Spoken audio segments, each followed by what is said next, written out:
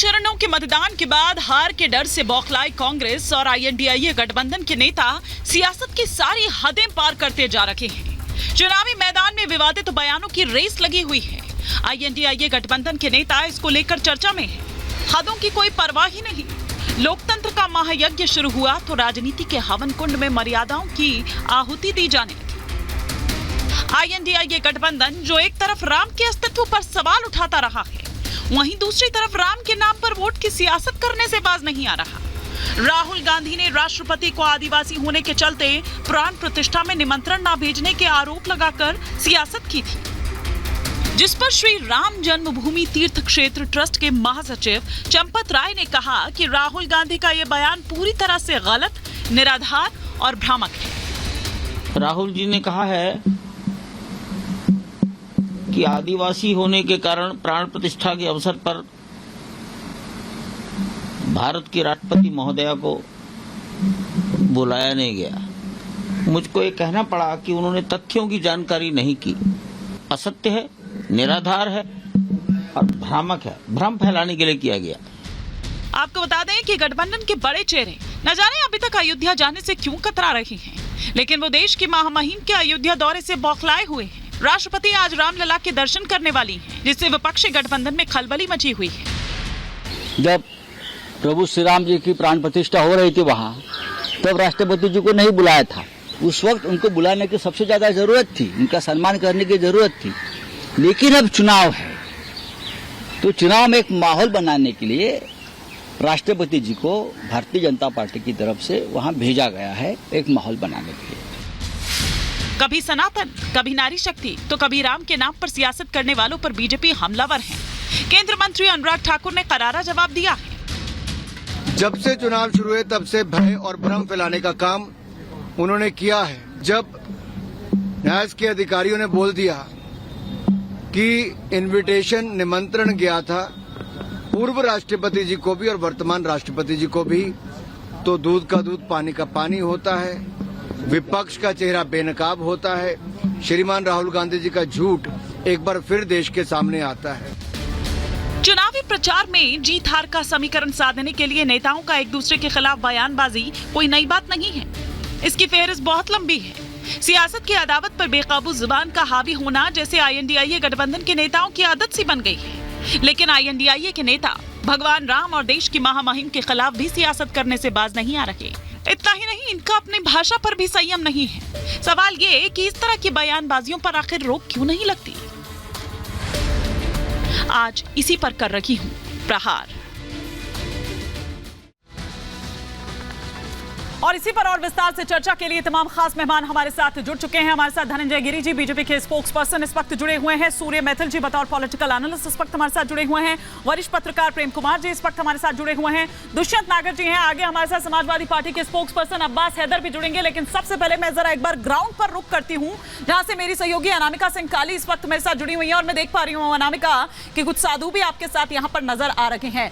वो किस तरह से देख रहे हैं राष्ट्रपति जब वहां पर आई हुई हैं, दर्शन उन्होंने अभी हनुमानगढ़ी में किए हैं, फिर रामलला के दर्शन करेंगे। लेकिन एक बार फिर से वही चर्चा जो प्राण प्रतिष्ठा के टाइम पर थी, वो एक बार फिर से शुरू हो गई है राष्ट्रपति के वहां पहुंचने पर।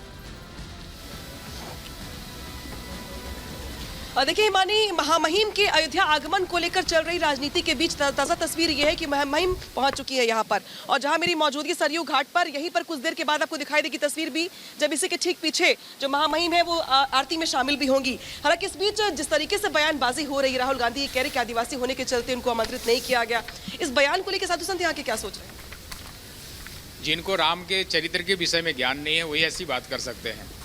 राम जी तो वनवासी, आदिवासी, गिरिवासी के बीच में ही रहे और उन्हीं के लिए अपना राज्य सत्ता छोड़कर, भरत जी तो मनाने गए थे, सब कुछ छोड़कर उनके बीच में उनके जीवन स्तर को ऊपर किया उन्होंने। और सबके बीच जो भी उनके सामने आया सबको उन्होंने अपनाया। जे सुनी समुझी सामूहे आए, उसको भगवान ने सीधे सहज रूप से अपनाया। तो यह बात बिल्कुल कहना गलत है। राष्ट्रपति जब कोई राजा होता है तो वह क्षत्रिय होता है, न वो आदिवासी होता है, न वो दलित होता है, न ब्राह्मण होता है। जो भी राज सत्ता पर बैठेगा उसका कार्य है कि राज्य व्यवस्था का संचालन शुद्ध रूप से हो और सबकी रक्षा हो। लेकिन चुनावी मौसम के बीच उनको आदिवासी राष्ट्रपति की याद आई। उनको ये लगा कि आदिवासी इसलिए नहीं बुलाया गया। हालांकि ये पुराना राग है उनका, लेकिन ताज़ा बयान का क्या मतलब? देखिए, जिस प्रकार से राहुल जी का बयान है वह निरर्थक है, उसमें कोई दम नहीं है। यह तीर्थ क्षेत्र के द्वारा जो है निमंत्रण दिया गया था, भारतीय जनता पार्टी के द्वारा किसी को निमंत्रण नहीं दिया गया था। भारतीय जनता पार्टी तो सबसे पिछले पायदान के व्यक्ति को सर्वोच्च पद देने का काम किया। आप देखिए, इससे पहले रामनाथ कोविंद जी को दिया गया, उससे पहले जब अटल बिहारी वाजपेयी थे तो APJ अब्दुल कलाम को दिया गया। इनके सरकार में किस ऐसे व्यक्ति को, पिछड़े को, निचले स्तर व्यक्तियों को सबसे ऊंचे पायदान पे दिया गया है? कोई ऐसे एक भी चेहरा है? कोई एक चेहरा नहीं है। उन्होंने सिर्फ अपना घर और अपने परिवार के लोगों को सर्वोच्च पद देने का कार्य किया गया। भारतीय जनता पार्टी एक ऐसी पार्टी है जो सबका साथ है, सबका विकास है, सबका विश्वास है, सबका प्रयास, सबको लेकर के बयान को लेकर क्या सोचते हैं?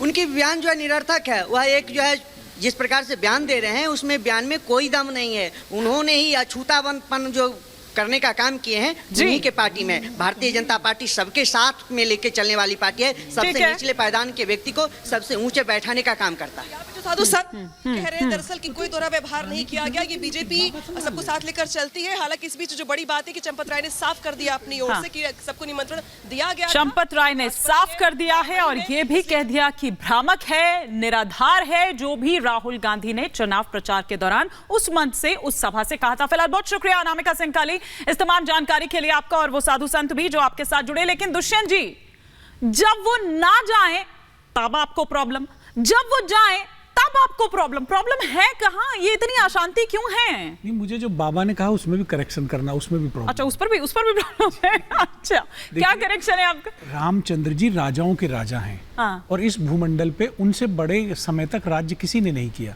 11,000 वर्ष तक रामचंद्र जी राजा के रूप में प्रतिष्ठित रहे।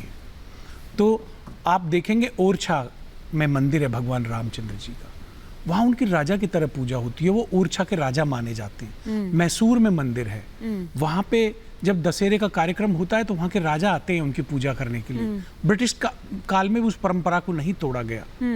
तो भगवान राम के यहाँ अगर देखिए, महामहिम की अपनी मर्जी है, मैं ना उन्हें कोई सुझाव दे रहा हूँ ना उन पर कोई टीका कर रहा हूँ। लेकिन अगर राम मंदिर के शिलान्यास के, प्राण प्रतिष्ठा के जो एक भव्य और दिव्य कार्यक्रम हुआ था, उसमें अगर महामहिम राष्ट्रपति महोदया भी होती तो मेरे हिसाब से बहुत अच्छा होता, अच्छा मैसेज जाता। नहीं, लेकिन ये जो आपने आदिवासी वाला मुद्दा उठाया था ना, आपके नेता ने वो बार बार, वो अभी भी अगर चुनाव प्रचार कर रहे हैं तो उस मंच से वो वहां पर कह रहे हैं कि इसलिए नहीं बुलाया था राष्ट्रपति को क्योंकि वो आदिवासी हैं।